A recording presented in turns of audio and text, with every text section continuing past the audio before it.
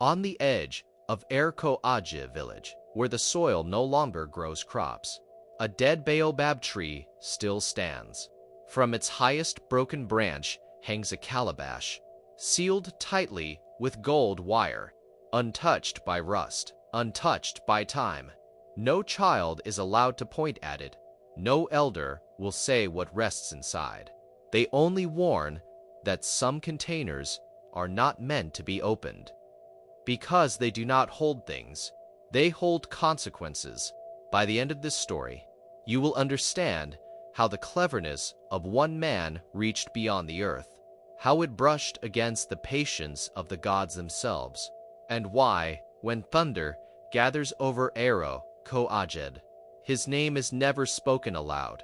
Ìròkò-Àjẹ rests in a place where the land never truly sleeps. To the east lies the red plain of Outsmarted, its soil the color of old iron, a ground said to remember every footprint that ever crossed it. To the west flows the river Chidiva, wide and slow, a river the elders say listens more than it moves. In Ìròkò-Àjẹ, the land does not simply exist, it reacts. That favors are remembered. That disrespect is never forgotten. Here, paths shift after broken promises. Shadows linger where oaths were betrayed. And silence often arrives before trouble does. The people know this truth well, that long before humans learned to speak carefully, the land was already listening. As dusk settles over Ìròkò-Àjẹ, the village changes its breath. Cooking fires dim sooner than usual. Conversations lower themselves without being told.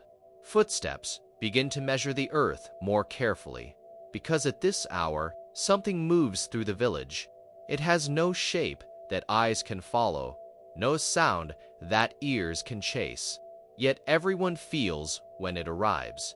It drifts along the footpaths, slowing at the edges of compounds, pausing where doorways divide the inside from the outside. At each threshold, it lingers, it listens. It listens to footsteps returning home, counting them as they cross the packed earth. It listens to laughter, weighing which joy is honest, and which is sharpened by mockery. It listens to lies, not the loud ones spoken in daylight, but the quiet ones whispered to oneself. Some evenings, it passes quickly, as if satisfied. Other nights, it stops, and when it stops, it remains longest outside one particular compound, where the air feels heavier, and even the insects hesitate before singing again. No one opens a door when this happens. No one calls out a name. In Ìròkò-Àjẹ, the people have learned that what watches does not need eyes, and what listens is never in a hurry. The man who lived in that compound was known long before his name was ever needed. He was the kind who believed that every rule was merely a suggestion, and that every warning existed to be tested. When elders raised a finger in caution, he answered with a smile. When others lowered their voices near sacred places, he leaned closer as if listening for flaws. He treated fear like a superstition meant for children, and sacred things like puzzles meant to be solved. To him, taboos were not boundaries. They were invitations. He spoke of the gods the way one speaks of stubborn elders. Powerful, yes, but predictable, and capable of being outwitted with the right words and the right timing. Laughter followed him through the village, quick and confident, especially when danger was mentioned. And yet, when silence settled too heavily, his laughter always arrived first, as though it were shielding him from something he refused to face. For a long time, this was all the village needed to know about him. Only later, when cleverness had already begun to stretch beyond its limits, did the people of Ìròkò-Àjẹ begin to speak his name aloud. They called him Ajànàkú, In Ìròkò-Àjẹ, the elders often said that some things are sealed, not to deny humans, but so the powers beyond them may rest. Some things are sealed so the unseen may sleep. But Ajànàkú believed sleep was deep, deeper than vigilance, deeper than consequence. He believed clever hands could move quietly enough to borrow what was never given, and so, in small ways that felt harmless at first, he reached where others stopped. He learned words that could summon rain sooner than expected. He uncovered knowledge meant only for fire makers and ritual keepers. He listened too closely when sacred names were spoken once and never repeated. Each time, nothing happened. The sky did not break open. The ground did not swallow him. The village remained whole. His success felt light, clever, earned. Ajànàkú laughed at the silence that followed him, taking it as proof that fear had always exaggerated the truth. And with every untouched boundary, his confidence grew stronger than caution. What he did not notice was that the land had grown quiet in a different way, not asleep, listening. The change did not arrive with noise. It came quietly, the way trouble often does. The first sign was small. Rituals that had never failed began to lose their strength. Words were spoken correctly. Gestures followed as taught, yet the expected answers did not come. The drums still sounded in the evenings, but their rhythm no longer held together. Hands struck skin, yet the beat wandered, as though something unseen kept stepping between the notes. At the shrines, offerings burned strangely. Fire took them, but no smoke rose to carry prayers upward. The flames simply consumed, leaving behind a silence that felt unfinished. The priests of Ìròkò-Àjẹ grew restless. Night after night, their dreams abandoned them. No visions came, no warnings arrived. Sleep became empty and uninformative. Even the animals sensed the shift.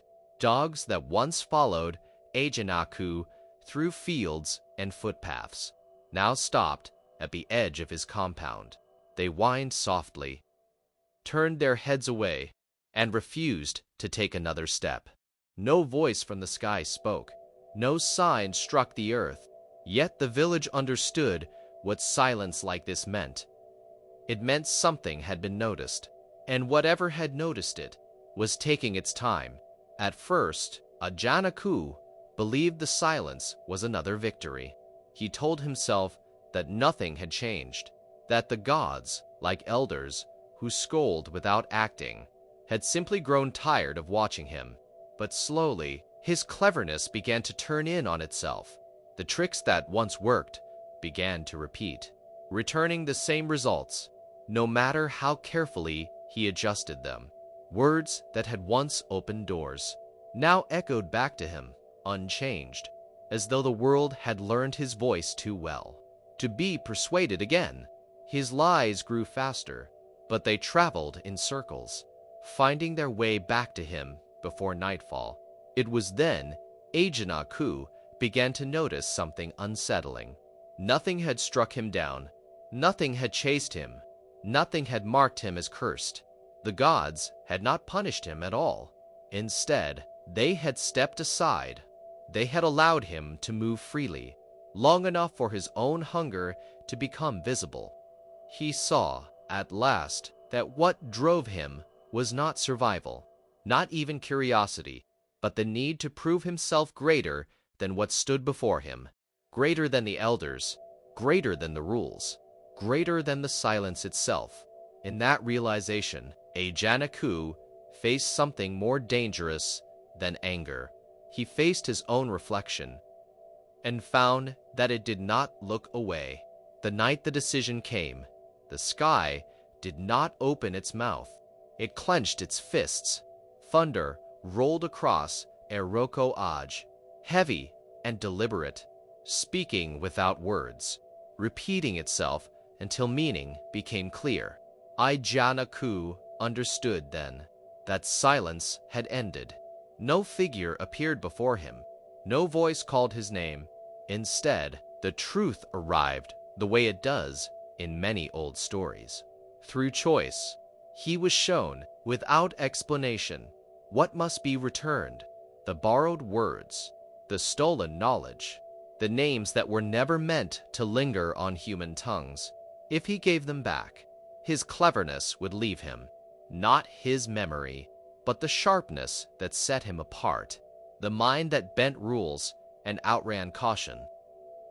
He would live, but as an ordinary man, remembered by no one as remarkable. The thunder shifted, and with it came the other path. If Ajànàkú kept what he had taken, the land would no longer recognize him as human. Paths would close, names would avoid him, fires would not answer his hands.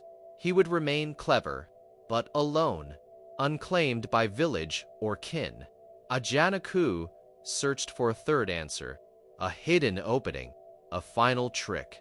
There was none. For the first time in his life, cleverness had reached its limit and found no way through. Morning returned to Ìròkò-Àjẹ without announcement.